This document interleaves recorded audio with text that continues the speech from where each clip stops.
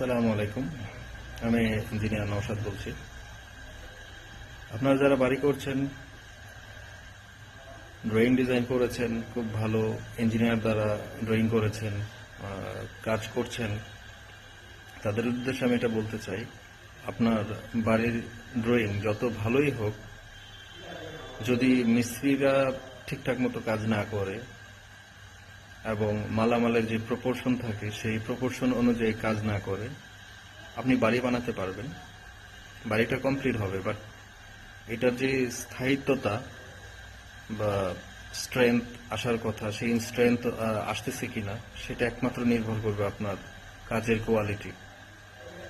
তো এই জন্য আমার একটা রিকোয়েস্ট থাকবে, মিস্ত্রিদেরকে যখন কাজ দিবেন অবশ্যই গুণগত মান বিচার করে সে এই ধরনের বিল্ডিং করেছে কিনা পূর্বে সেটা ভালো করে জানা, তাহলে আপনার গুণগত মান ঠিক থাকবে কাজের।